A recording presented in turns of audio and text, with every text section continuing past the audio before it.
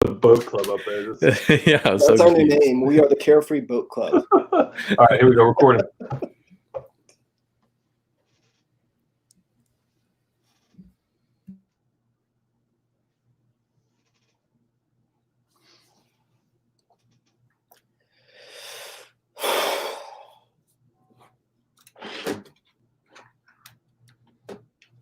All right, guys, welcome to another edition of Texans Unfiltered, a Houston football podcast for your Houston Texans.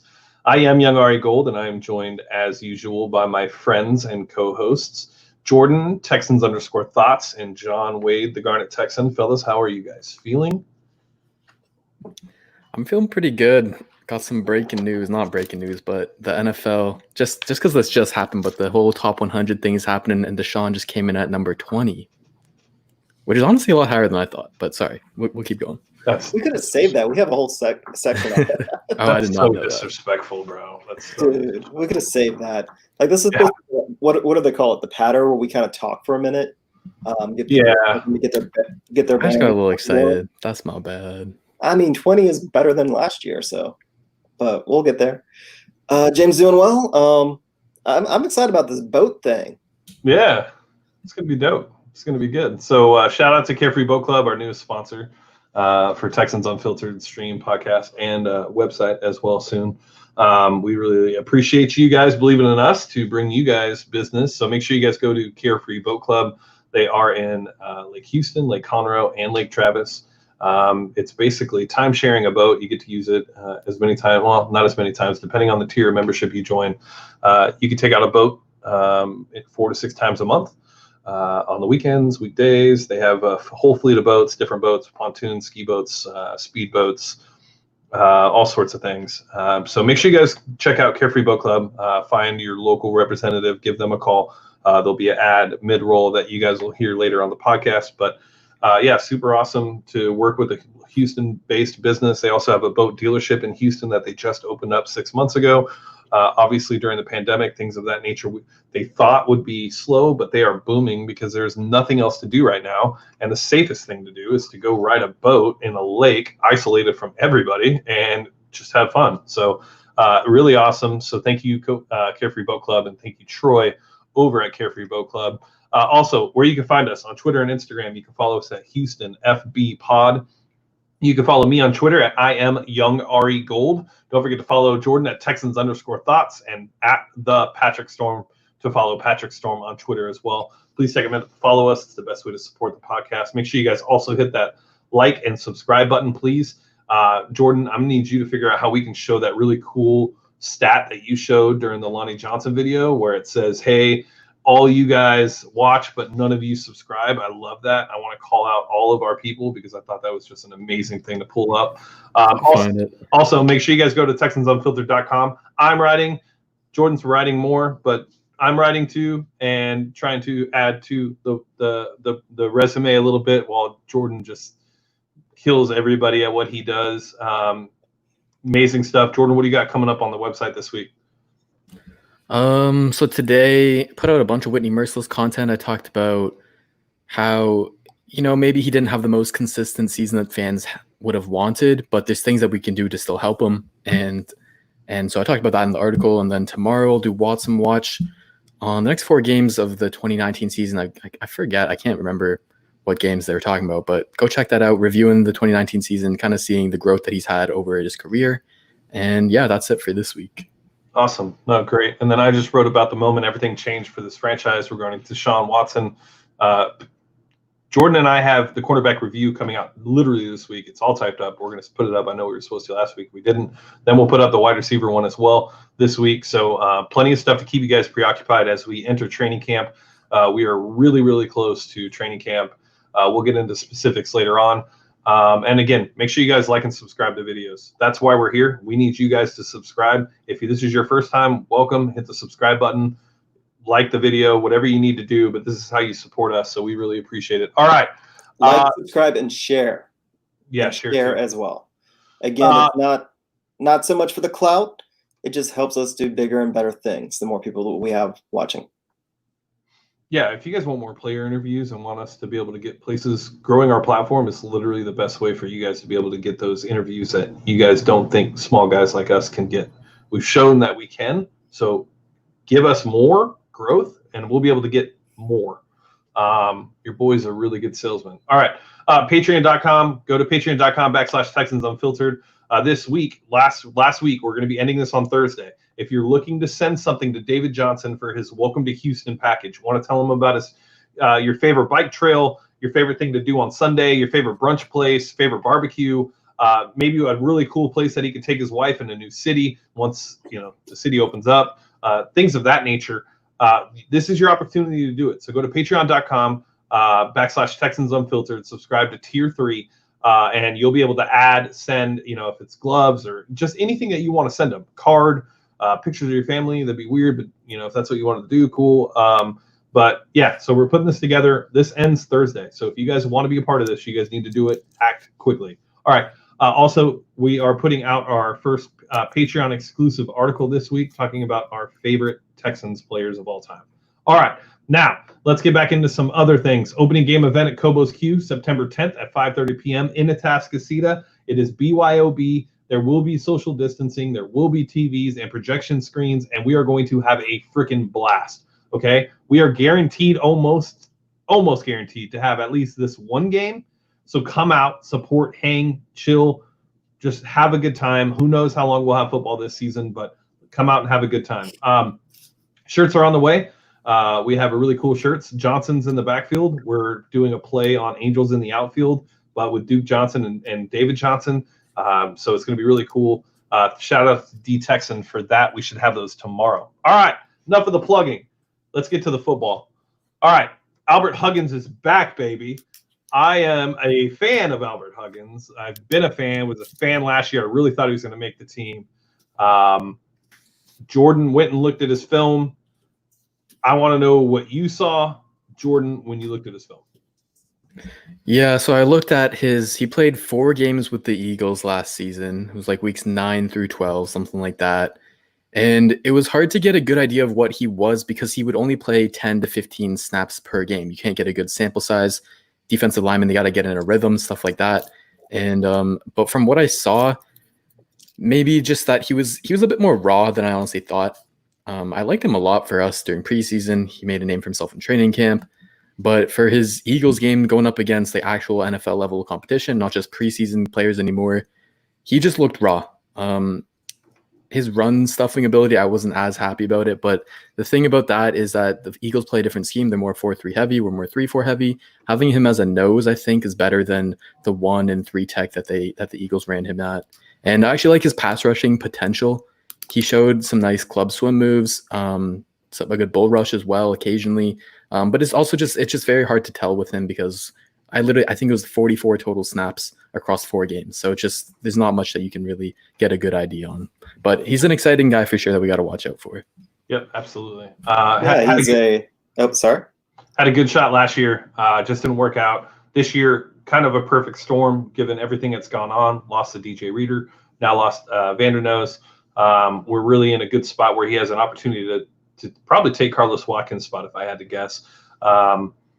And then potentially take into some of the snaps for Brandon Dunn, maybe more on 3rd down. But this is awesome to have back, familiar guy with the organization, high upside for an undrafted guy. But that's really all you're looking for with an undrafted guy.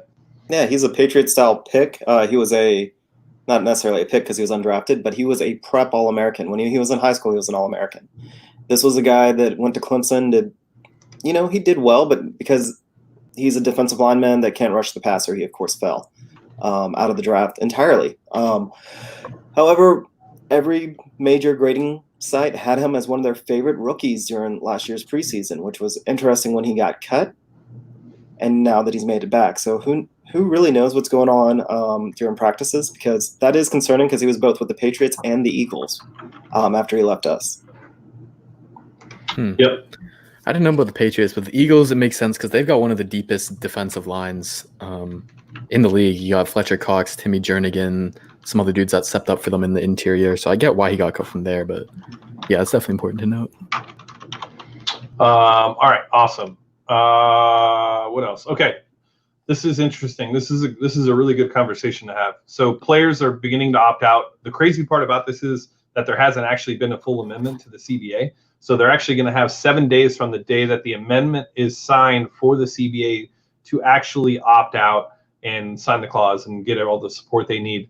These players that have opted out already are the ones that are just a little bit ahead of the curve, letting their franchises know, organizations know that they will not be playing this season, that they will be opting out. But there have been, I think, a total of 14 players so far. I think 7 of them have come from the Patriots. 6 of those players were starters. Very, very interesting to see. Only one notable for the Texans is Eddie Vanderdoes, who did play some snaps for us last year. Wasn't necessarily like somebody worth, I don't want to demean him, really worrying about. How about that? I think that's probably a fair way to phrase it. What would you say, John? Yeah, I mean, Eddie was listed as our starting nose, but we all know that wasn't going to happen. And so far, he's the only Texan. But I think it's early. I think that everything that's happening in baseball right now is going to kind of shake some players. I think it's kind of telling that a lot of Patriots who've already gotten their rings, they're smart players, they're veterans, they're opting out. So I think it'll be interesting what happens over the next couple of weeks. I'm still terrified. I'm still not 100% sure that we're going to have football. And I hate saying that because I want football. I really want football. And I'm not trying to be a negative Nancy on this, but I think that it's going to be becoming more and more common. And I think we're going to start to see some changes to the CBA to address it. Some of the things that we had talked about a couple of weeks ago, like even bigger rosters, are probably going to happen. Yeah, just really quickly, I forget which reporter it was, whether it was Rappaport or Schefter or someone of those big names. They said that the NFL, they've heard of the word was dozens of more players have been opting out, and just like the transaction wire just hasn't been updated and everything hasn't been made official yet. So we're definitely gonna be getting a lot more names soon. Yeah, I agree. I think it's kind of just a sign of what's to come, to be honest. And these players, they have families. They have, who knows what else they have with their families, people with diseases and things of that nature. We don't know the actual information to properly judge them. Not that we should anyways. But, they're people. So they have other things going on outside of football, and family is always going to come first, even when you're making millions of dollars. If anything, that's the one thing I've learned from this is, these players are really, while they are, some are, I think Dante Hightower is missing out on like 18 million or something stupid. That should tell you just how important family is to people, and it's just not about football. So yeah, kind of crazy. All right, so that brings us to the next point about the Patriots. My theory, this is just my theory, is Bill Belichick does not expect a full season to happen, and he is letting them know ahead of time, look, don't come risk injury, don't come risk getting hurt. We're probably going to make it week 4, week 5, and the season is going to be shut down. Stay home. I mean, look at the players that he asked to do this. We're talking about Dante Hightower, who is their leader on defense. Patrick Chung, second leader on defense. Marcus Cannon, their most significant tackle that they have. Brandon Bolden. Like, these are guys they're impact guys. So that's just my theory. That's what I think. Bill always seems to be ahead of the curve, so maybe I'm giving him too much credit, but that's kind of the way I look at it. Jordan, what are your thoughts? Yeah, it's either that or tanking for Trevor Lawrence, tanking for a pick. If the full season does happen, I think that's what he's hedging his bets on for sure. Like you said, Bill Belichick is always ahead of the entire NFL. And yeah, it's not like the Pats are just losing their version of Eddie Vanderdoes, right? That's like 3-4 starters that they've lost now. So even with Cam Newton, with all the losses that they've taken, their chances are not looking good. Yeah, we thought Bill O'Brien was ahead of the game, and of course Belichick's going to one-up him. Yeah. Every time. So I see in the chat that Brandon Cooks, he heard that Brandon Cooks is one considering opting out. That's crazy. I haven't read that or heard that. Do you have a link on where you saw that at, or unless it's a source? If it's a source, respect that source. But if you could tell me, Houston Texans Talk, where you saw that, I'd love to go check out that article too. All right. So Patriots. Okay, 3 Texans in the top 100. Laramie Tunsil, 66. I thought that was kind of disrespectful. J.J. Watt, 45. I actually think that's too respectful. And then Deshaun Watson at 20. That is, I don't think that's fair. I know you guys think, that it's pretty good compared to last year. I think when you're that good at quarterback, you should be a top 10 player, but that's just me. What are your guys' thoughts, John, on where the Texans were ranked? I guess start with Laramie. Well, I think that there's like an automatic handicap by being a Texan. Just smaller fan base. A lot of these players did not grow up watching the Texans. Granted, I mean, now more and more are because we're 20 years old. But I think there's a little bit of that. We don't have the national media coverage. We don't. When they get home at the end of the night and they turn on the Sunday night game, we're almost never on it. So I don't think players watch us. I think that's just a part of it. JJ, of course, he gets a little bit of a bump because of name recognition. I think that 45. I think production-wise, when JJ was on the field, he was better than that. However, you have to take account for injury. Tunsil, he was underrated, and I absolutely agree with you with Watson. Watson should this season be top 3 for the MVP. Granted, MVP might as well be the quarterback award, but Watson he's the engine that makes the whole team go. And since we've had him as a quarterback, it's the only bad season Bill O'Brien's technically had as a coach where we fell apart. Granted, we lost everybody to the IR that year, not just him. But Watson, as long as we have him, we're a Super Bowl contending team. And without him, we're probably not going to make the playoffs. That's how big of a swing, which you would think at very least would put him in top 16. But top 20 is much better than he got last year. Yeah, I think he was like 50th, something around there. Because they said he went up like 30-something spots, which is crazy. That's a great improvement, and at least they're recognizing that improvement.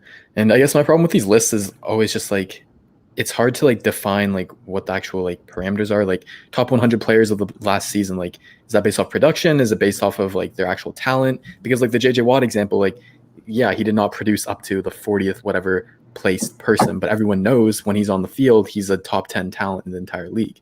So it's just always hard. Like there's a bunch of other players on the list that are high up on the list, but it's based off of their previous year's reputation. It's guys like Todd Gurley, Jarvis Landry, someone tweeted at me with those couple names. Like, and then there's also like Ryan Tannehill, who's an example where like, you're really basing all this off of just like his one breakout year. So I don't know. I don't really love these lists whatsoever, but it's great to see that some Texans are getting respect. Some definitely need more. Laramie Tunsil, I think, deserves to be in like the top 30-ish, that around that area. And the thing about him that made me feel better about it was at least that he's in the top 3 of the tackles. So far, it's only David Bakhtiari. I can't pronounce his name right whatsoever, but he's the only tackle above Tunsil, at least as of yesterday. So that's good that he's at least getting that recognition. Yeah, I'm sure Stanley, if he hasn't already placed, will be up there. But all right, so yeah, I mean, Laramie, he deserves to be a top 30 player, top 40 at least in my opinion. JJ, I don't think he would deserve to be on the list. And then Deshaun, I think, should be a top 10. Plays the most important position in all of sports, is extremely good, and has shown that he is just developed and grown. So I don't really like these lists either, though, Jordan. Like, I feel like they're more of like a talking point.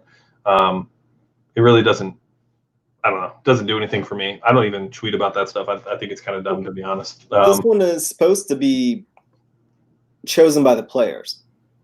So the players, you would think, would actually know who the good players are, but it's a lot of its reputation. I mean, there's 32 teams.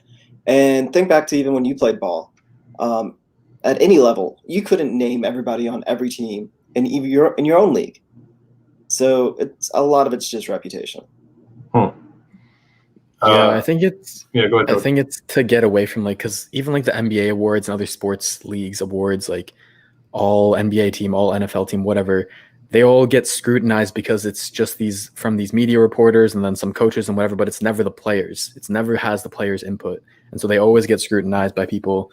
And so I guess this is the NFL's version of trying to be different, trying to do something else and put the power in the players' hands. So, and at the end of the day, it's the players that are going up against the other players. So of course they're going to know who's really the best. Yeah, I would agree. All right, let's get to if we're worried or not about Deshaun Watson's comments when he talked with Michael Vick, and he talked about Patrick Mahomes' contract and his contract. I'll read to you this beautiful transcript that was done by somebody. It was probably John, but it was great. Deshaun says Mahomes, feels like that organization and himself can win a lot of championships, especially being with Andy Reid and things like that. He feels like that is his home, where he wants to be for a long period of time. He has that solid background where he can trust and know. And I know a lot of things change in the NFL all the time, but I know this is going to be my core of, or this is going to be the core of the organization. Solid. My situation, I don't want to say anything too crazy. It's different than his. Signing a deal for 10 years, I have to speak with my agent on that, sit down and think, what do I want in my career? Where do I want to be for a long period of time? I love Houston. I love the organization. I love the teammates and all the players. But all that stuff is always changing. Yeah, I'm excited about it and have been talking to my agent about it each day, trying to get exactly what we want and make sure it's the best deal because things change so much. So you've got to get everything you can out of that first contract. Jordan, I'll let you kick it off. I think there's obviously some keywords that you could pick out and cherry pick and make it sound like he doesn't love Houston, he doesn't love Bill O'Brien. But I think at the end of the day, he is in a very different situation. I think Andy Reid has a better track record as of right now. His history as a coach is more proven than Bill O'Brien, and that's because he's been in the league for more. He's had that chance to show more and show improvement. And I honestly don't think that the Patrick Mahomes deal was good for him whatsoever. I don't think it was good to lock yourself in for that long. It helped the team out for sure. It helped the Chiefs. But as a personal move for him, he's placing a lot of faith in an organization and in a league that, like Watson said, changes so quickly. Like no one would have even expected COVID to happen, and look how much that's impacted the league. And so stuff like that, and just with the amount of player turnover, coaching turnover, executive turnover, whatever, I think Watson's definitely right to have pause and to have concern and not lock him into a decade-long contract. That's insane. Like, I think going for the 3 years that he wants, that's the smartest play because he doesn't know who his coach is going to be in 3 years. Patrick Mahomes is probably pretty certain Andy Reid is going to be his coach in 3 to 10 years, but Deshaun does not have that guarantee. And so I think that's where it all stems from. I think he's making the right move, to be honest. John. I think it's more about the fact that Mahomes has already won a Super Bowl. The way that Watson worded this, he was very particular with his words. You could almost take it as either A, he was looking to make sure that he was trying to get, the most value he could, or it's B, he doesn't want to be locked down into a situation where he never gets the opportunity to win a Super Bowl. I think that with Mahomes, him winning that Super Bowl, he wants to be a Kansas City institution now. That's step number 2. He got his first one. He got a Super Bowl. So now he wants to be an institution. For Deshaun, he would be afraid of committing for 10 years because he wants his Super Bowl. He very much is aware of the Jordan comparisons. I don't think, even with this, I still don't think it's about the money. I think that he always wants to be in the best situation to win. And part of it is he wants to be at that table when they hire the next coach. If Bill O'Brien's gone, I think that Watson wants to be listened to. And if he's there with a 10-year contract, his voice isn't as loud. Whereas if he's got a 2-year contract and he's kind of like, hey, I don't know about this guy, his voice is a whole lot louder. And I think he wants to keep that. And here's the thing. Houston's not letting him go. The city of Houston, or the franchise is not letting him out of the city. It does not matter what he says. And right now, it really doesn't because he's not going anywhere. However, him putting these thoughts out there lets him know that he's very, very serious about winning. That's his number one concern. And, we get 3 years from now and they still are in a situation where they're winning. I think that at that point we could be very concerned. Initially when I saw this, I was like, Man, this is weird because like I watched the whole thing and like this really doesn't give it a ton of context as to like kind of how Michael Vick was talking prior to, but at first it was like, damn, this is crazy, especially the part like Jordan said, you can take different words and you can definitely make it sound a way that you can really make it sound however you want it to sound in your head. It's not cut and dry. And he is a smart agent. I mean, David's probably the best in the business right now. And when he says that I don't want to say anything crazy, I think that if that part was left out, I don't think anybody would have taken any of this and said really too much about it. But because he made that comment, people kind of hung on to it. It's like, oh, he's thinking other things in his head that he's not saying. And that's where people started to run with the narrative. I think he's a smart businessman, and I think he's not letting go of any leverage. I think he's making sure that he is stating what he's looking for, and he's doing it in a very passive way, but in also a very defining way by saying, this is what Patrick has. This is what they've done. I basically want to see those exact same things for me to feel comfortable being here long term. And there's nothing wrong with that. He should want that. Anybody that's ever worked in had a job, the more consistent your job is, leadership, employees, things of that nature, you tend to be more successful. It's just the way businesses work. High turnover, usually not the most successful business. John, when you worked at a restaurant or at an amusement park, when you had high turnover, were those the worst of times or the best of times? Far and away the worst of the times. Far and away. You're picking up all the slack and you're doing all sorts of things. It's just the way business works. Well, there's also a little bit of what's called institutional knowledge. When your team is going to step back when there's not stability. Yep. There's going to be, right now, because Bill O'Brien's been there, the guys that are on the practice squad, the guys that are moving up and playing those small role players, they're going to know the system inside and out. When you bring somebody else in, they have to take that into account. And especially if there's a lot of turnover, you set yourself back as a team about 3 years every time you change head coaches. Now, sometimes you get really lucky and you get a coach that walks in and he understands what he can do with that roster right away. Lots of times, like what we're seeing in Bill O'Brien, and it's far more common, you see a coach take a look at that team and he wants to reshape it in his image. Yeah. No, I think another thing that needs to be talked about that people aren't talking about is just change in general, right? Like in life, you don't deal with change. Like a lot of people can't deal with change. They'd rather stick with the complacency and kind of the ride out the wave. But everything changed this offseason. Took away DeAndre Hopkins, added David Thompson, took in Brandon Cooks. Everything's dependent on Will Fuller's speed, and the defense is completely different. New offensive coordinator. There's a ton of change, and usually when that happens, people get uncomfortable because they're having to push themselves and challenge themselves to be better and learn things that they've never had to learn before. They have to be better than what they were, and I think a lot of that has to do with it as well. But one thing that I've learned about Deshaun and his time here is the books he reads are very telling to me. Servant Leadership, all the John Gordon books, The Seed, The Energy Bus, Undrafted, those books that he mentions all the time on Twitter, that is a very telling sign of who he is as a person. And anybody that knows anything or reads anything about leadership books, change is inevitable and you have to be able to adapt and be flexible. So I'm not really too worried about it. He's just stating what he wants, but also like he's going to sign a contract. Like you guys have to, not you two, but just in general, like people need to understand that if he doesn't sign a contract right now, he's literally under the control of the organization for the next 3 years. He blows his knee out, tears his Achilles, has another ACL injury. That delays him getting a bigger contract. These young guys come in and want to sign their first contract as soon as they can because it gives them guaranteed wealth. And that's just the way it works. So I'm not worried about it. I think he'll sign a contract here within the next 3 to 4 weeks. Any other thoughts on Deshaun? No. Okay, let's get to wide receivers. The position group reviews. We were about to lose a viewer because Mr. Hard A Handle. I actually I like that handle. It's a pretty good one. It was about to leave us because we were talking about wide receivers. So here we go. Let's hop into the wide receivers. We're going to go in order. I'll take one, and then I'll hand it off to you, Jordan, and then to John, and you guys can just go from there. So I'm going to start with the most important wide receiver on the roster this season, Will Fuller. I think that we have all seen the talent that Will Fuller has. And it's not just his speed, it's his crisp route running, his ability to get separation.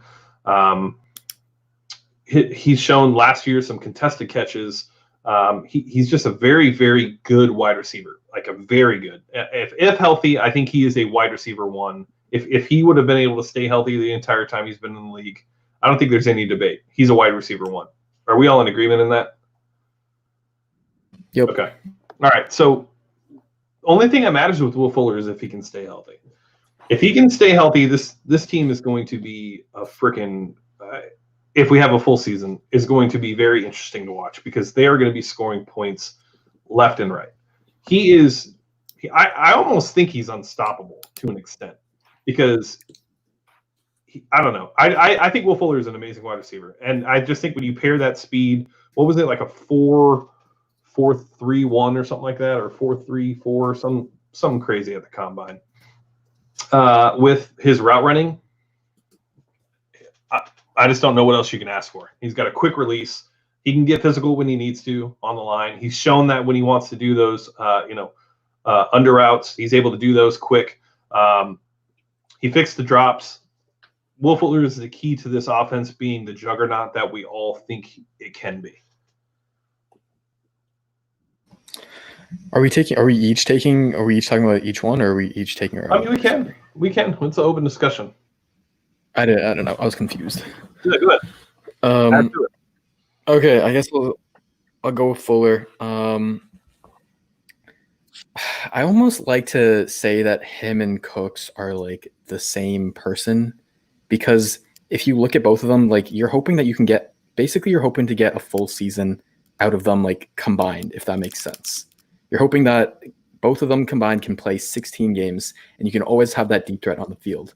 And going into the offseason, I wanted the Texans to operate like Will Fuller wasn't even on the team, because up until this point, he had been on the team for maybe like 66%, if that makes sense. And so they did that. They brought in Brandon Cooks, even if it was a high price to pay. That's what people want to say about the trade, whatever. He's on the team now, and we have that second elite deep threat. Not just a deep threat, not just a Robbie Anderson that some people wanted us to sign who was cheaper, but an elite, one of the top in the league. And so I'm kind of going to jumble both of my thoughts for both those guys together because they're super similar. You have to guard the deep ball first. And then if you go in off-man coverage, then they're just going to take the easy routes underneath and just feast 5 yards at a time. It'll be so easy for Deshaun. And then the route runner you talked about, they're both very, very underrated route runners. They're not just deep threats. They are complete receivers. They've each been wide receiver ones. I guess Fuller hasn't, but they both have the potential to be wide receiver ones throughout their entire career. And they're also electric with the ball. I think that's another thing that we've never really had in our offense is yak guys. Brandon Cooks is very good at that. John's talked about it a lot. He's a pretty gadgety guy as well. They're going to do some jet sweep stuff with him. Maybe now not so much with his concussions, but we'll see how that goes. He has at least the potential to be that threat. And so I'm very high on both of those guys.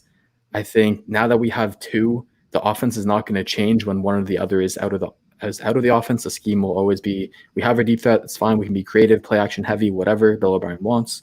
And that's really where the value of those two guys comes in. So I'm excited to see them play. Jonathan. Well, to get back to Will Fuller, he is arguably one of the most important receivers in the NFL this year, I think. However, we have more depth. And this is going to sound contradictory on what I'm going to say. We have more depth than we've ever had, but with Will Fuller on the field, our offense has a much, much higher ceiling. Like, I don't think the drop-off, like, we're not going to drop to a bottom of the league offense if Fuller gets hurt again, because they were actually protecting themselves from, when he's going to get hurt. But here's the thing about Fuller. We've said it, and we've said it a million times, and most people don't listen to us, is he's not just a deep threat. He's really not. He is almost unguardable when he's healthy. His ability, and as smart as he is, he's faster than you. He knows where he's going, and he's able to disguise those routes, and he's able to run a full route tree. He's not just a deep threat. The only issue he has ever had was he would body catch, and it showed up again on the Chiefs game of all games. Of course, against the one that we win, but that's it. His hands were the only issue, and they were never really an issue with him in the NFL. He's had a couple of key drops in his career, however, but when you look at it overall, like his drop rate is minuscule. I mean, it's not DeAndre Hopkins. DeAndre Hopkins was just obscene. The second part about it, though, is yes, he is that good and he is that valuable, but the team is way deeper than it has ever been at wide receiver. First off, we lacked big play ability last year when Fuller got hurt. Part of it was Kenny Stills. He's not quite as fast as Fuller. However, he never had the chance to develop any chemistry at all with Watson, and you could see it play after play after play. Watson, if he has a fault, I'm not even sure it's a fault. Once he develops a chemistry of a wide receiver, they're golden. So he had that with Hop. He had that with Fuller. If he doesn't have it, he doesn't really tend to force it. Whereas when he has it, he will throw the ball blind to them. So we are kind of protected with Fuller, and now because Stills has now spent the whole summer. And we'll talk about Stills as an individual here in a second, but we're now protected if he gets hurt because Stills will be able to slide into that role. I don't think Cooks actually does. I actually disagree with that. Cooks will be more of the gadgety player. Cooks, if you look at last year, he played more slot once. What's his name? Cup. Once Cup, is it Teacup? Little Teacup? Cooper Cup. Once he got hurt last year, Cooks was the guy they moved into the slot. He is a gadget player. He can take that short ball. Yeah, he's very capable as a deep route runner, and that's whenever you think small, fast guy, you think deep route. But Cooks was also that gadget slot player. So yeah, we have a deeper team, and I guess we'll use that as a segue into Cooks. With Brandon Cooks, I think that it's going to end up being a steal for us when you look at the end of the year stats. If he gets not a fraction, I'm not going to say Hop level targets because that's not going to happen. But if you take Brandon Cooks' season averages every season, including last year, and you gave him the same target share, the same hog rate as DeAndre Hopkins, like Brandon Cooks would be talked about in a whole different breadth. Like right now, he's considered a tier 2 receiver, and he's done this on teams. Yes, he played with fairly good quarterbacks, but he's also played with some really, really good receivers. So it makes you kind of forget how good Cooks is. The only concern I have about Cooks is what is it about him that he goes on a team and they want to trade him every other year? That's honestly my biggest concern with him. Yeah, I think Cooks and Fuller, I think Jordan's spot on. They're identical players. They do everything almost identical. I think if I had to tip the scale on route running, I'd probably give it to Will Fuller over Brandon Cooks just a little bit. And that's not taking anything away from Brandon Cooks as a route runner. I just think Will Fuller is a very, very crisp route runner. And people think he just runs streaks all day, and that's the part that's the most frustrating. But with Brandon Cooks, you basically, and Jordan touched on this as well, you now have an insurance policy. And we saw last year what happens when Will Fuller goes out, the offense stalls, you don't have anything else going, you're averaging 16, 17, 18 points a game. You can't win games scoring that much. Now with Kenny, Cobb, and Cooks, there's no drop-off. Somebody can slide in. You have 3 guys that could potentially play that role at any given time.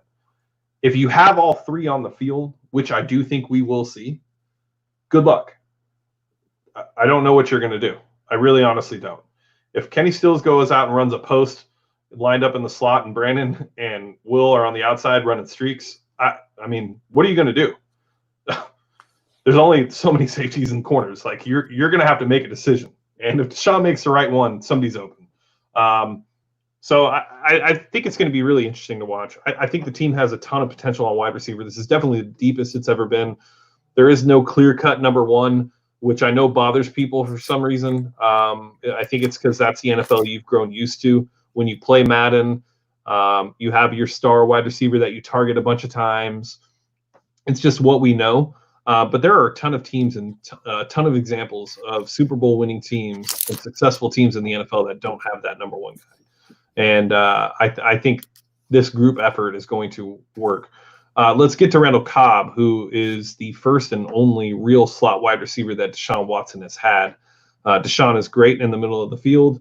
Randall Cobb is a very, very underrated slot wide receiver coming off of, I guess, technically a down year in Dallas based on what he did in Green Bay. Had some drops, but the Cowboys just caught the drops all of last year. Dak doesn't throw a pretty ball. This gives him a reliable option underneath that he's been missing for quite some time, outside of Duke Johnson when he lines up in the slot.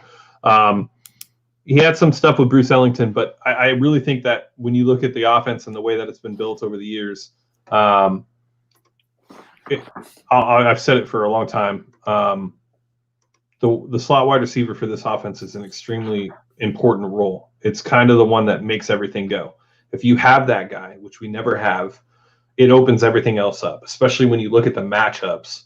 You have Cobb in the middle, Fuller and Cooks on outside, Duke or David in the backfield, Akins, Fell. I mean, there's just so many different things that you can do there, and there's so many different ways that you can line up in a formation that will just make things somewhat confusing for opposing defenses, especially if you can line up in the same formation, which they tend to do, but do different things. Everybody else has different responsibilities. I really like the addition of Randall Cobb. I'm not one to put a big thought into what a wide receiver gets paid, or a third guy gets paid $9 million. I really don't see a difference between $9 million and $7 million. If $9 million guarantees you get your guy over $7 million, hopefully getting your guy, I'm totally fine with that process. I'd rather have my guy and know he's here for $2 more million. But I'm really excited about Randall Cobb. I don't think people are expecting much out of him, but I think they're going to be shocked.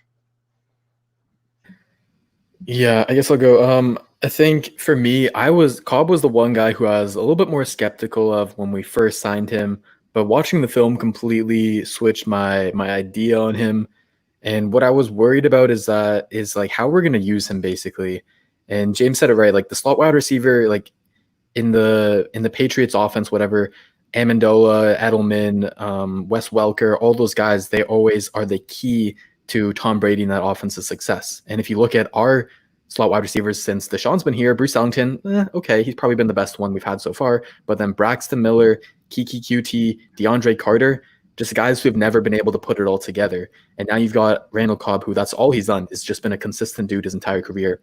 And what I like about him is we can use him in different ways. We can ask him to be the guy to win over the middle of the field on slants and drags, quick curl routes, like he's been in Green Bay. And where he can be that gadget guy as well, that we just hand him the ball off on jet sweeps or get the ball in his hands on screens. Or he can be a little bit more of a vertical option like he was in Dallas. He had a career high yards per reception of 15.1. And they weren't just running him over the middle of the field. They were running him on streaks. He got deep a lot, and Dak missed him a lot as well. He could have had more. So I'm really excited about that. And then just going back to like the whole veteran slot wide receiver thing, I just thought about it is the biggest thing about the slot wide receiver is they need to be smart. Just like when Crow said, Antonio Cromartie said, nickel corners need to be smart. It's the exact same thing with slot corners. And one of the biggest things with slot wide receivers, and one of the biggest things with them is on blitzes.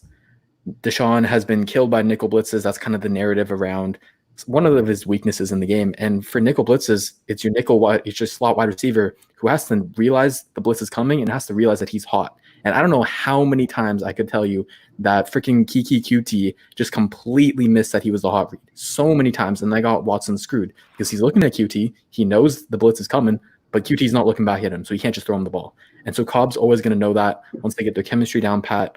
I'm really excited because he could put up some serious numbers. Yeah, that was arguably the biggest difference between Kiki last year and the year before. He recognized when he was the hot read. Those games that he had 1 billion receptions against, the Colts, the Redskins, and the Colts again. It was because he knew that the ball was coming to him. This past year in 2019, he just didn't seem to know it at all. I think that because of the importance of the slot, I think that's the whole reason that's part of the reason why Randall Cobb is here, is first off, what we ask of our slot receiver, it's probably as much as a lot of teams ask of their quarterbacks. Like, it's that much knowledge and that much feel for the game, especially since we use the concepts and we use concepts instead of plays. With that, you bring Cobb in. Cobb is very cerebral. He played quarterback in Kentucky. Like, he played quarterback, running back, wide receiver. He was literally one of those slash type players. It's just like you gave him the ball any way that you could. People forget how good of an athlete he is. He wasn't just a slot receiver in Green Bay. He played inside, outside. He had, I believe, 2 years in a row where he was over 100 receptions. That's insane. And granted, he had Aaron Rodgers throwing it to him and Jordy Nelson on the other side. But, I mean, he put up some serious numbers with a very talented offense before. He comes down here to Houston, and he's a great fit because, A, Watson plays the game a lot like Rodgers does. That kind of freelancing, make something happen type style. Not necessarily looking to run the ball, but looking to move around in the pocket and just make something happen time and time again. And Cobb can kind of teach him a little bit of what he learned from Aaron. And maybe not even teach him. It's just like, hey, this is where I'd go when Aaron would do this, and vice versa. And then on top of that, I think Cobb is part of the reason why we're not going to give up on Kiki Kuti is he's going to start teaching Kiki. Like, I think that he's going to be that bridge to say, hey, man, this is what you have to watch out for. Because, I mean, Kiki still has I think he still has a lot of talent. I think that he still could be a very successful receiver in the NFL. And he's only on year 3. I mean, he's still young. All right, so Kiki. I guess we'll get to Kiki. Nah, let's get to Kenny. Let's just give it to Jordan. Talk about your boy. We're going to let you have this segment. Kenny Stills, your guy. I'm a big fan of, but I'm going to let you take this moment and ride off into the sunset a little bit. Yeah, Kenny Stills, he's definitely my guy. He's become one of my favorite players for sure on the Texans. I love who he is as a person. I love his game on the football field. He's someone who you can literally ask him to do anything. Anything you want him to do. He can play outside. He can be a deep threat. He can play outside. He can be a great route runner and a chain mover for you. He can play in the slot, go deep, run over the middle, whatever you want. He can even take screens, jet sweeps. We even ran with him earlier in the season. He can do whatever you want. And he's someone who's been underrated, underappreciated, and underutilized his entire career. With the Saints, he was always behind Marquise Colston and then Brandon Cooks, and even Jimmy Graham got more targets than him. And then move on to the Patriots, he blows up there. Move on to the Rams, he had those great years there. And then just this past season, I think what we saw that went – who am I thinking about? I'm thinking about Cooks. Sorry, excuse me. Stills, back to Stills. What was I going to say? Yeah, so the whole thing about chemistry with him and Deshaun, we saw throughout the season that – at least I saw that there were a couple plays here and there that Deshaun would miss him on the deep ball. That was the main thing. He would be just a couple inches out of reach. And we saw that early in Deshaun's career with Fuller. It took some time to get things going. He would be overthrowing him, underthrowing him just a couple times here and there. And the same thing with Stills. You got to get that chemistry down because they had no time to practice. And like we've reported before, that they've been practicing every single day together. They are best friends. Kenny Stills is Deshaun's go-to guy now. And I really want him to take over that role of wide receiver 1, wide receiver 2. I don't think he should be buried on the depth chart. I don't think he should be wide receiver 4. He's way too talented for that. But we'll see how that ends up going. The other thing about him is because he's so versatile, because he can do everything, he's the ultimate insurance policy. We talk about Brandon Cooks being an insurance policy for Will Fuller. Kenny Stills is an insurance policy for every wide receiver we have on the field. If Fuller goes down, Stills can play that role. Cooks goes down, he can play that role. Cobb goes down, he can play that role too. You put him wherever you want, and he's going to succeed. And I just love Kenny Stills, man. I can't get enough of him. I hope he gets a bigger role this year. So with Kenny, I think he has a chance to be a number 1 wide receiver. I think everything is about opportunity. He has all the tools to be a number 1 wide receiver. He's just never really been given the opportunity to do it, no matter where he's been.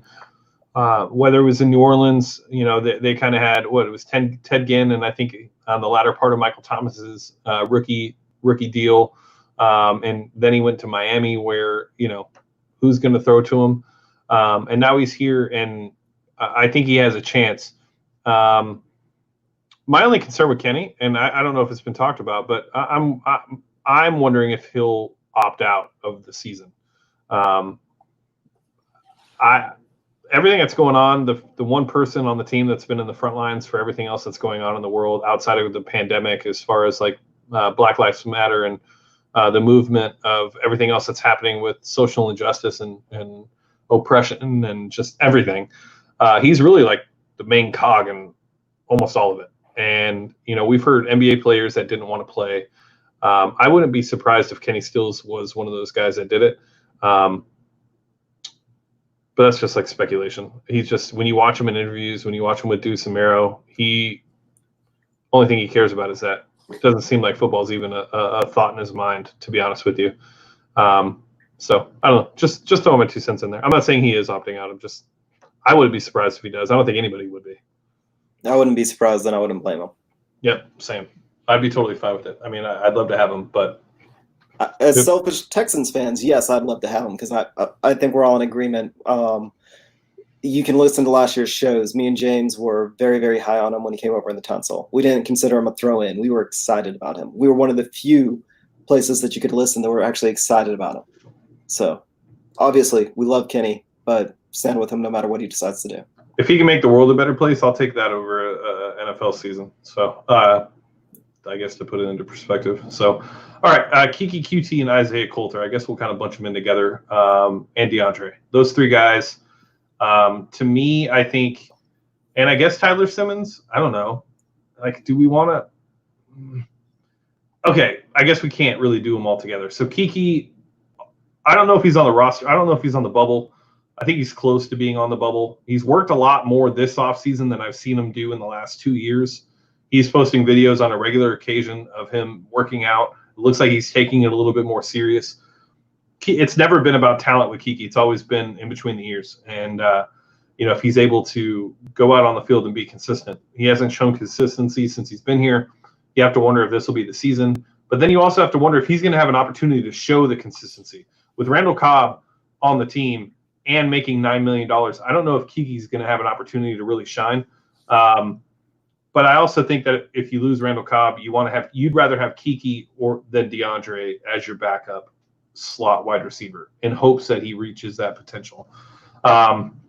Isaiah Coulter might end up being a practice squad guy, especially now that there are 4 protected spots. There's a good chance that maybe they redshirt him. I'd like to see him on the field. I really like what Isaiah brings to this team, but expecting a 5th-round rookie to do much, especially with the depth at wide receiver, is going to be very tough. Kind of look at it like a Kahale Waring situation last year. And then DeAndre Carter, it's going to all come down to Tyler Simmons. If Tyler Simmons can beat out DeAndre Carter for the punt return and kick return position, then I think Kiki's job is safe. If Tyler Simmons can't beat out DeAndre Carter, then I think DeAndre Carter ends up taking that backup slot and Kiki's role, he's cut.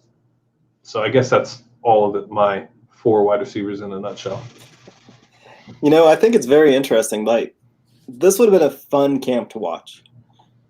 Because we do have a couple of players that I think that Kiki's in that position that Deontay Foreman was last year. He better come out to training camp and he better show something because Bill O'Brien's going to be all up in him. Yep. If he goes out there and he shows something, then he's safe. If he goes out there and he wilts and he gets run over by a defensive lineman, like somebody did last year, he won't be around. And the sad part with the way everything's going, and I mean not sad part, but it just kind of stinks that we won't be able to watch that because we would be able to call it after 2 practices what's going to happen with them. Still, like I said, think the absolute world of Kiki. I think he has all the talent in the world. I think he could be very productive. He has that short area quickness. He has the ability to actually run deep routes out of the slot. Like, he could be a very good player. However, it's just definitely between the ears. And it will not surprise me one bit if he gets cut, goes over to the Niners, and ends up being doing very well over there because Wes Welker's there. That's the boy. Isaiah Coulter. I have to trip over somebody's name. Of course, it's going to be a relatively easy one. He's fun. He's a guy that, of course, he was drafted, so he has that advantage. He has a size-speed mix that you can't find out on the street. There's not another player on a practice squad or something like that that's going to have his mixture of size and speed. That's why he got drafted. Now, this year with that 4 protected spots, I think James nailed it. Like, that makes way too much sense because he's so raw, and our wide receiving core is so deep that I think that Isaiah Simmons actually has a better shot at making the team than Coulter. Tyler Tyler. Now I'm mixing up their name. I'm just done. But Tyler Simmons, he's a fun player. He is absolutely a ton of fun to watch, but he can't run a route to save his life. And Georgia actually has the ability to develop receivers. So the fact that he can't run a route, when you compare him with Riley Reed. Riley, damn it. What is with me? All right. Jordan, you'll start to learn that John and names don't go together. You know, I start to think and I get all the names all mixed up. But if you compare them, Ridley to Simmons, same school, same age, and look at their ability to run routes. Now, Ridley's older brother, of course, played football as well, so maybe that was the one thing. But that is very concerning about Simmons. But Simmons is a hell of a lot of fun. He's going to be a spark plug as a returner eventually. I don't know if it'll be this year or next year. Yeah, y'all said pretty much everything that I could have said about those guys. So the one point that I'll add is it's a veterans year, right? And I think wide receiver is the one group that we're going to see that a lot about. If you look at the wide receivers that we brought in with Cooks and Cobb, and then even from Stills last year, Bill O'Brien, he wants talented wide receivers, but he also wants smart wide receivers. We talk a lot about his offense being complicated, whatever, with all the option routes. And yeah, it's complicated, but its potential is sky high if your quarterback and your wide receivers can get on the same page and see the same thing from the defense. And you got to be smart to do that. You got to be a veteran. You got to see everything that the NFL has to throw at you. Rookies, young guys like Kiki QT and Tyler Simmons, they're not going to be on that same level. And so I think that's what it comes down to. I think DeAndre Carter is honestly going to be wide receiver 5. He's going to be ahead of Kiki QT. He's going to be ahead of Tyler Simmons and Isaiah Coulter. Even though he may not be the most talented out of all of them, he's been in the system for a couple years now. And when he's been our slot wide receiver, it's been like, okay, you don't really want him there, but you could do a lot worse. And so I think he's definitely a lock to make the roster, in my opinion. I do agree with James. Coulter's going to get redshirted like Kahale. And I'm really excited about him. I'll touch on him just a little bit because he's a rookie, he's a new guy. He kind of reminds me of Kenny Stills. He's got some speed. It may not be a blazing speed, but he's got good enough speed. He's got good size. He's got great hands. His route running, I like his releases a lot. I think it was just his stems that needed some work, but that comes with time. He's a developmental young guy, and he'll get a lot better. And he's someone who definitely has the potential to do anything that we ask of him. So the future of the wide receiver position is looking good for us. I would agree. I would agree 100%. All right, that's all the wide receivers. That was a good little position group breakdown. All right. So with that being said, it's time for questions with Jordan. We need to get like a show music that a little intro for that. That'd be dope. All right, let me pull up the tweets. All right, Jordan, take over the show. Okay, so first question comes from @JoeM709. He says, "Will having guys like Cooks and Cobb help beat defenses like the Chiefs and Baltimore?" So we're gonna go to you first, James. What do you think? Can you ask that again? You cut out for a second, and you guys all. Sorry. Okay, so will having guys like Cooks and Cobb help beat defenses like the Chiefs and Baltimore? Yeah, absolutely. Especially when like Baltimore, I don't know, like their defense is like, for me, it's always like a Ravens defense always terrifies me, and it's just because of the name. It literally has nothing to do with anything else. Every time I assume they're just going to be really good on defense. But when you have guys like Cobb who can work underneath and free up wide receivers like Cooks and Fuller on the outside, those two just go hand in hand. So if you're able to free up the middle and take a couple guys with you, especially when you talk about the backfield with Duke and David, tight ends, I mean, I definitely think that those guys are going to help a ton. I mean, Tyrann Mathieu got destroyed by Will Fuller. He will get destroyed as well by Brandon Cooks. It's not even something to worry about. So, yeah, I definitely think that these additions is enough to be able to get us past the two teams.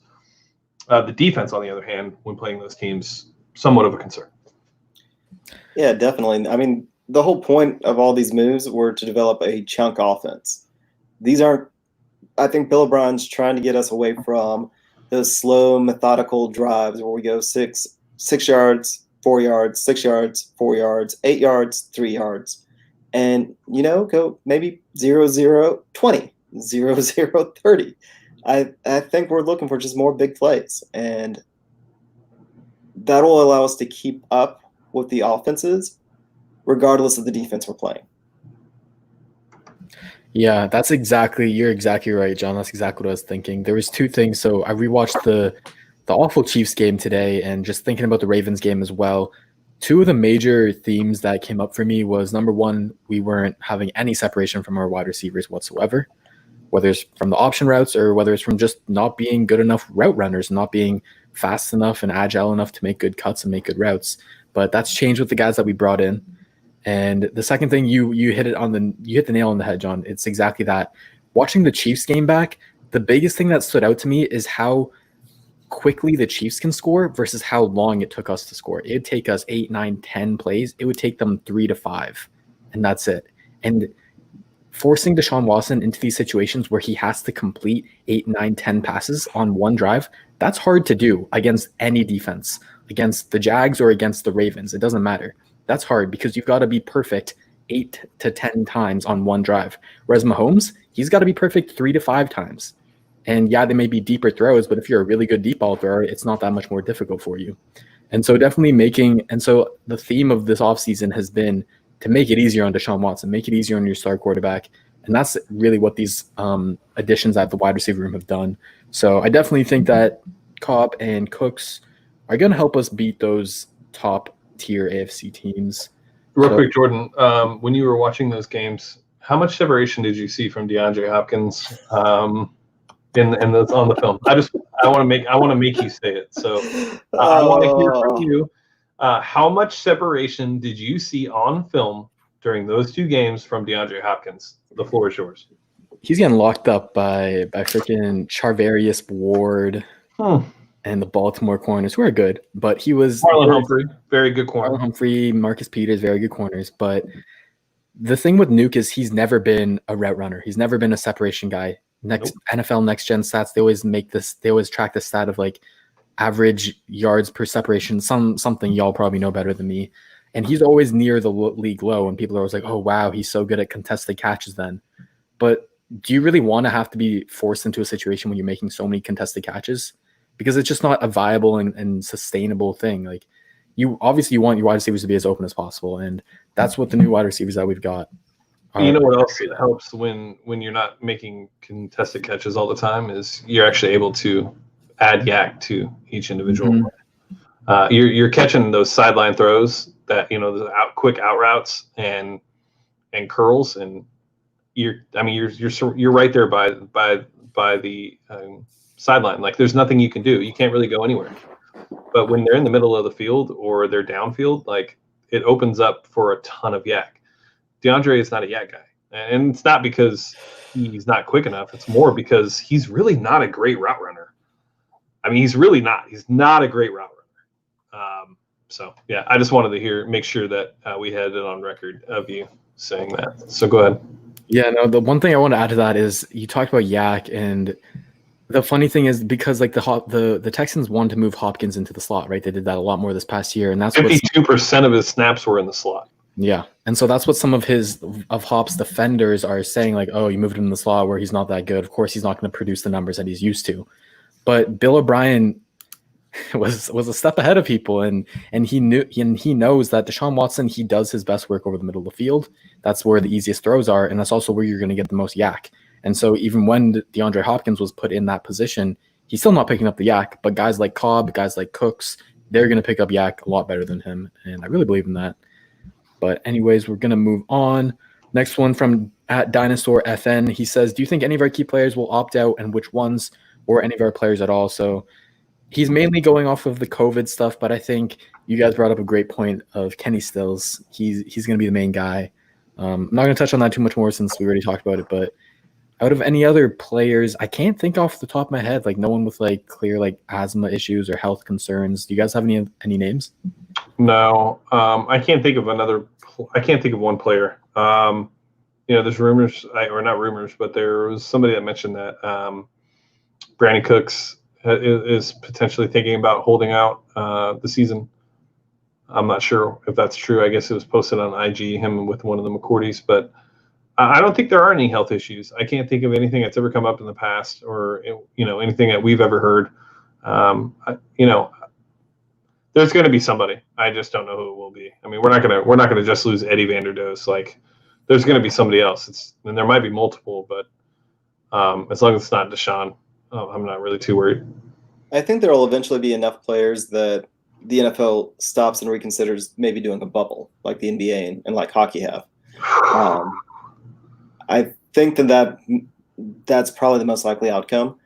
I do believe that there's going to be more. There's going to be considerably more players than we know, and it'll be for things that we wouldn't even expect. Their mom or their dad has a health issue. They have a newborn baby. They have a pregnant wife.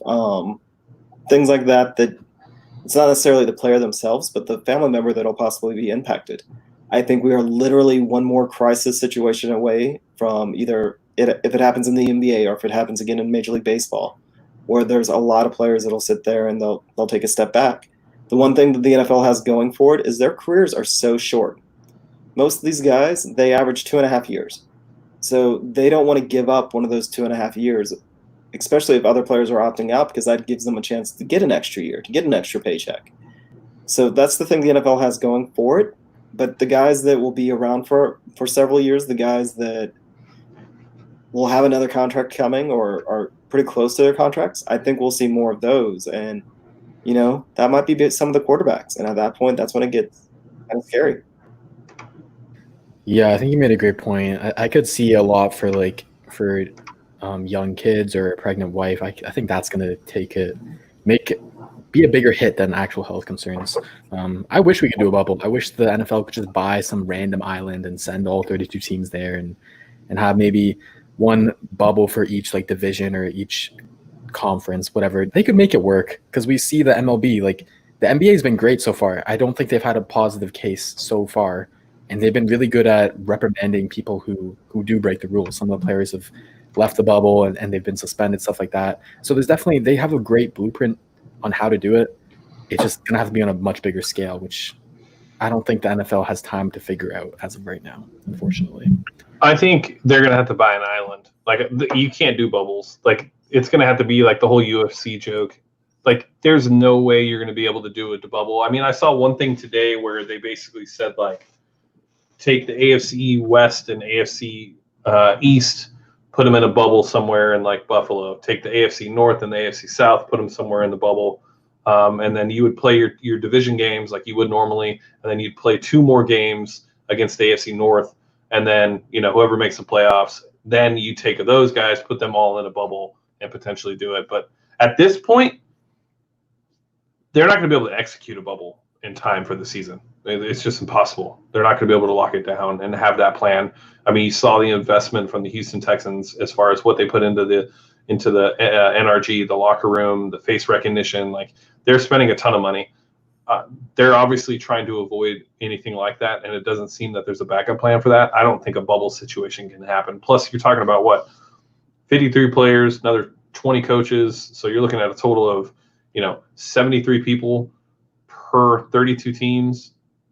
Where are you going to do that at? I mean, what's an NBA roster? 13 plus 5 coaches. So you're talking about 18 people. That's a lot easier than 73 people per team. They can't do a bubble.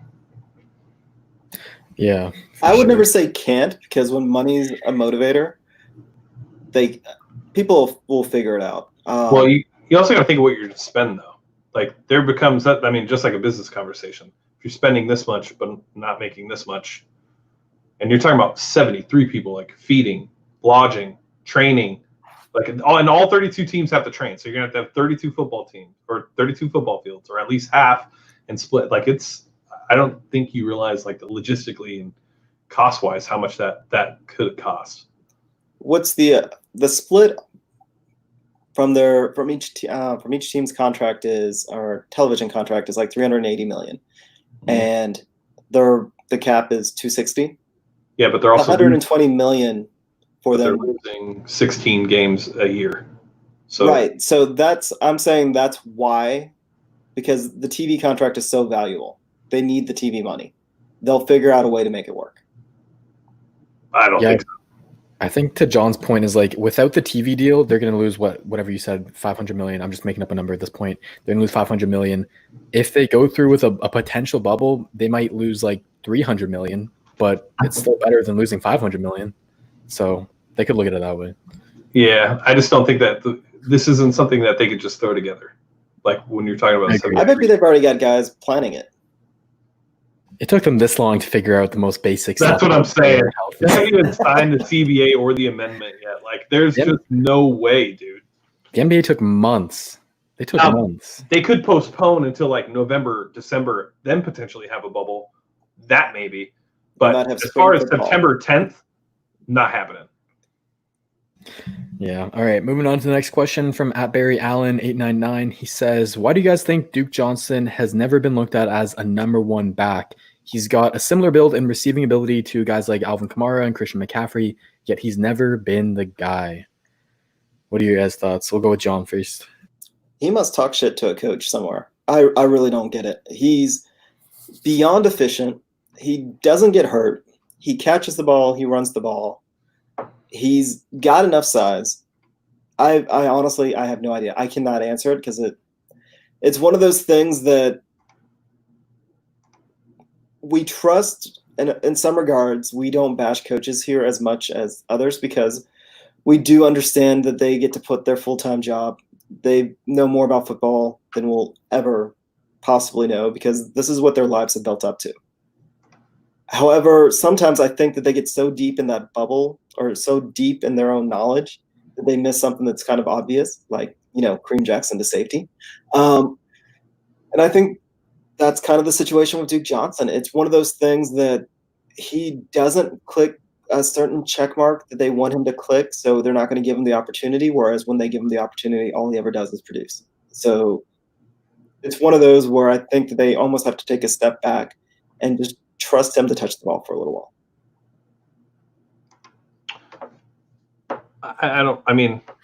He's just never been given the opportunity. Like he's been in crowded backfields ever since he's entered the league. I think his rookie season was like his only opportunity, and he showed some, but then he got hurt. In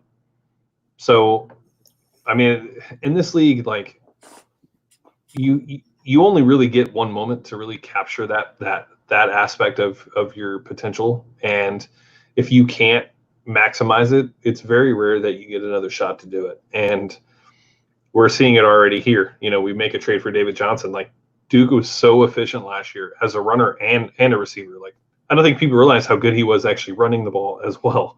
Like if you just throw on the film, he was a very effective runner. But nobody else seems to think that that's the case. And then so you make a trade for David Johnson to carry the load on the running, and it's just, I think it's just bad luck, to be honest with you. I don't think it's potential or him being capable of it. I think it's just a string of bad luck, to be honest. I believe he was number 2 in the entire league in yards per touch last year. It's absolutely ridiculous. The only thing box that I can ever find that he does not check is you typically want a bell cow running back to be 220 pounds. He's 208, 207, 209, depending on what website you look at. So maybe he's 10 pounds too small. And it may also actually be something else. He is so valuable in the passing game. He is so valuable as that third down back that if you risk getting him beat up because he's not big enough, in quotation marks, to be the bell cow, maybe that's why. I don't get it. Jordan? Yeah, you kind of stole exactly what I was going to say, John. There's two things. Remember, the first thing is like I think it's based off of reputation, based off of narrative that's always who he's been, and that's always who he's going to continue to be. And I think that sucks, and I hate that that's a thing in the world, but that's how narratives are. Once someone says something about you, that kind of just sticks, and that's how it is. And so the other thing, like John said, is he's physically might not be the most optimal for a bell cow back. You give him 20, 25 carries a game. Is that going to wear down on his body? Is he going to be as effective in the passing game? He's not going to be as fresh when you want him to come in on third down and handle those duties. He's not going to have the same amount of energy like he would be as like a spark plug. Like the way I kind of look at like your third down, like receiving back, he's kind of like your sixth man in basketball. You want him fresh. While he could be a very talented dude, he's as talented to be with your starters. You want him to be fresh to come on and kind of beat up on, like in basketball, it's like your second year and you beat up on the lesser guys. In football, you beat up on like the third down defense that's tired and wear down. and then you got this fast dude that no one can keep up with. So I guess that's kind of where it comes from. But yeah, the overarching like theme is like it's nothing to do with that. He definitely deserves to be a running back one. All the stats show it, the film shows it, everything you want to use. All right, so the next and I believe last question we got from @Daniel Blake Hill. He says, why did the Braves rebuild around pitching prospects and they have arguably the worst 3 to 5 SP in baseball? I don't know anything about baseball, especially when you consider that they now don't have their 4 as he was DFA'd last night. And after getting rocked, you said ask anything. Yeah, I don't know anything about baseball, so I don't know if there's something Astros related y'all want to talk about or just end it there. Just end it there. Just end it there. Perfect. All right, that's it. Do you want to give it's kind of a nice little bow tie. Angus Johnson in the chat has, where would you rank the receiving core 1 through 32? Healthy, I'd rank them 1. If I knew they were all going to be healthy, I don't know if there's a team that has a deeper wide receiver core or talent. Honestly, I can't think of a team that, if healthy, there are better wide receivers on the team. But we can't count on health. So I'd probably go, I don't know, 10, 11. Damn, that big of a drop. Oh, yeah. I mean, if Fuller misses, and Cooks could get a concussion. I don't buy the narrative that, like, oh, he's 1 concussion away. But he could get a concussion, miss 2 games. Miss a couple games, who knows? If it's just down to Stills, Cobb, and Coulter or Kiki, I don't know. Yeah, that is kind of scary. I mean, when you think about it, Stills, Cobb, and it's not as bad as at times last year. It would still be better than last year if whenever Hopkins got hurt. Part of the thing is the national ranking has us about 16, which to me isn't that they actually think that they're 16th. It means that they have no idea where to put them. And honestly, I kind of agree with that sentiment. Like, that they're not in the bottom half. You think that they're in the top half. You just don't know where. So they just kind of end up at 16 when you're going 1, 2, 3, 4, because they don't jump to the top.